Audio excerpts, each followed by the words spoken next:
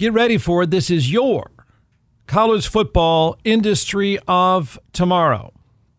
It may be the first of its kind, but I'm fairly certain it won't be the last. In fact, there's probably going to be a domino effect. A lot of you, I guess, maybe I should say some of you, have worked or owned businesses that have been taken over, infused with private equity money. It's a way of survival, right? Sometimes desperation. Sometimes it's just a nice infusion of cash. The banks come and take over. And it seems to me college football in some ways, in many ways maybe, wants to look a lot like the NFL, wants to act a lot like the NFL, but the rich blue bloods won't let it. In the NFL, and here's what you do have to own about the NFL. The owners figured out that the way we make the most money as a cartel, right? 32 of them. We make the most money when we build a brand and the sport grows and generates the biggest audience possible. Now, I'm not saying these are not greedy men and women by and large, but the owners believe and they buy in and they do whatever they can for the brand. They believe the brand is the entire league. They believe the brand is the sport. They believe that fantasy and gambling and all that stuff is going to drive you to watch. It works. And they make more money that way. College programs can't let go of the idea and won't let go of the idea that they're superior. Some of them feel superior. Some believe that they are superior. And whatever advantages they have, they don't want to let go of them. They just won't let go. NFL owners don't act like that. The NFL doesn't operate that way. So some of the programs in college football obviously have built-in advantages, and they will not let those advantages go. Even now, when the banks are saying, here's $3 billion. Okay, this story, remember this. This story comes on the heels of several firings and several big payouts, including Penn State firing their coach, a transaction to fire him, pay off coaches, go and hire someone, hire more coaches, a transaction that's easily going to be $75 to $100 million. Okay, we just remember this about the money. $75 to $100 million transaction, and there's going to be several of those. Florida will be up next, I assume, and others. This will be a story of greed. That's what's going to happen. The college programs that don't make a lot of money or don't have access to rich people who want to own them, right? Sugar daddy money, I call it. And they want to agree to a model to get private equity involved. They're trying to make it happen now, but guess what? A couple of them are saying, I don't know if I want to do that. I can tell you why they don't want to do that. Many of the programs, right, the non-super rich blue bloods with sugar daddies, they see this as a way to get cash and level the playing field. I mean, you could be disgusted by venture capital coming to college sports or not, but they're going to do it. And the have-nots, if you want to call them that, they're saying this is a way for us to have cash. This is a way for us to operate. This is a way for us to stay together as a league. And this is a way to level the playing field. And guess who doesn't like it? Like, if you've learned nothing else over the past few years about college football, big-time college football, surely you know this. The rich blue bloods do not want a level playing field. They don't want it. They don't want a college football salary cap. They don't want anything that takes away their advantage. Unlike the NFL, where they'd say, man, it's a good idea for us to play by these rules. It's a good idea for us to have a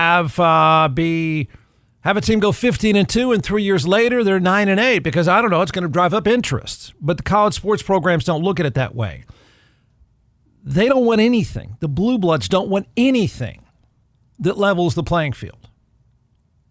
That's where this fight is heading, and the big question will be, will this blow up leagues as you know them? Sounds dramatic, but I don't think it's far off. Now, there's an angle to this that I think I'm not sure everyone has thought of. But this deal gives you an idea of what the sport is going to likely look like over the next 10 years. Dan Wetzel of ESPN.com has been on the show a few times, writes about private equity deals coming to college football. Says as Big Ten inches toward $2.4 billion private equity deal, a resistance has formed that may delay or nix the project entirely.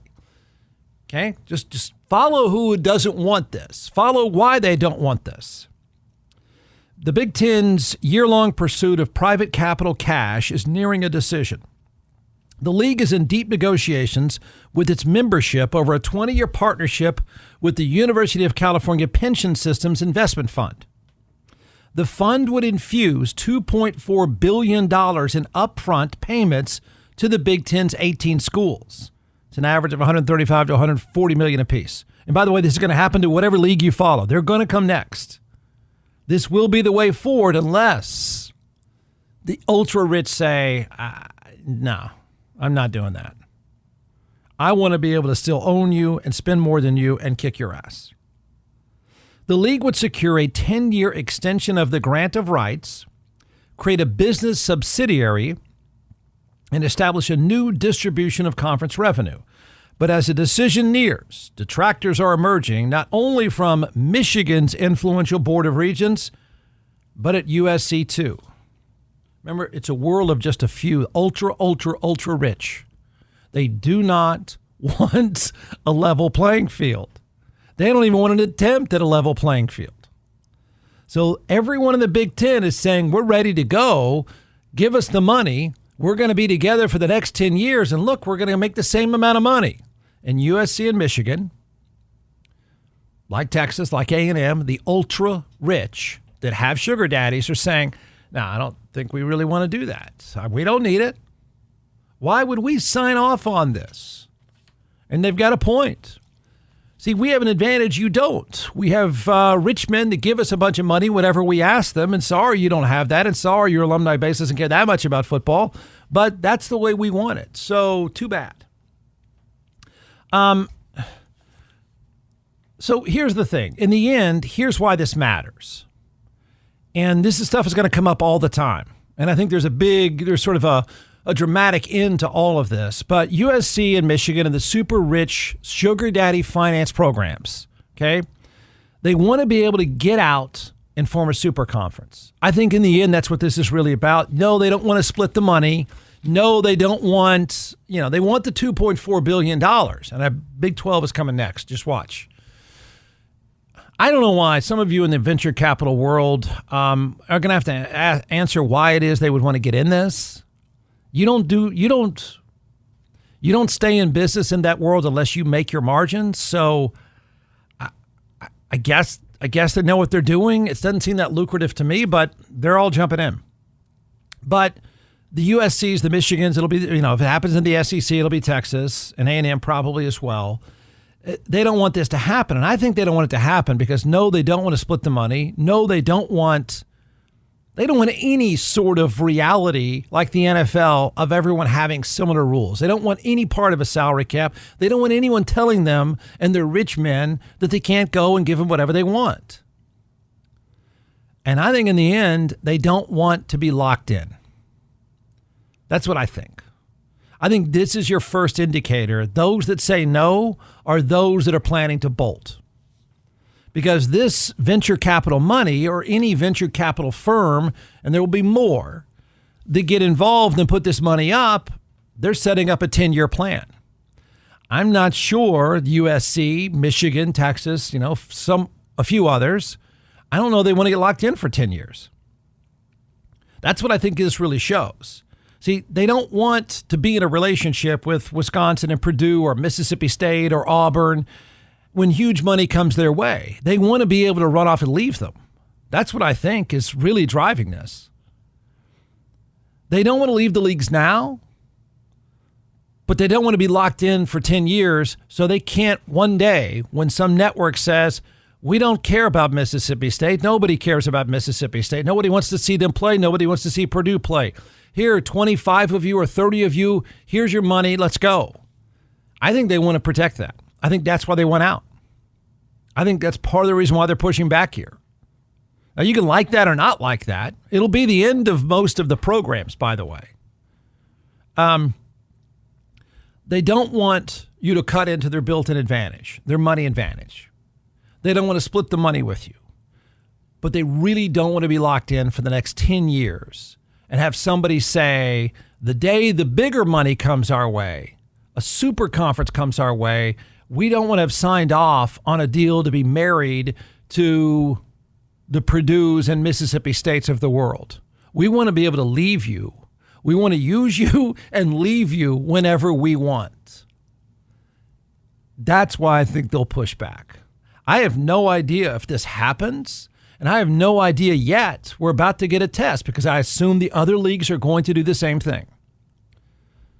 And that is, what's the fastest route to a bunch of money? It's going to be venture capital. $3 billion seems to be the going rate. So what happens when USC and Michigan continue to say, no, we really don't want to do this with you? Does it blow the league up? Does the phone ring and say, hey, look, you guys don't want to play with them? Come to our league because maybe we won't have to do that stuff. It's really kind of like this critical point. And I know people don't really want to care about the business of this industry, but there's no avoiding the business of this industry. This is going to be a constant thing now because a lot of them have figured out this really isn't a fair operation. We don't really have salary caps. We don't operate. We want to tell everybody we operate like the NFL, but we refuse to operate like the NFL because you guys don't want to do it. Rich kids? Yeah. And they're saying, yep, screw off. This one, you've got a few days for this one to play out, and then another one's going to play out,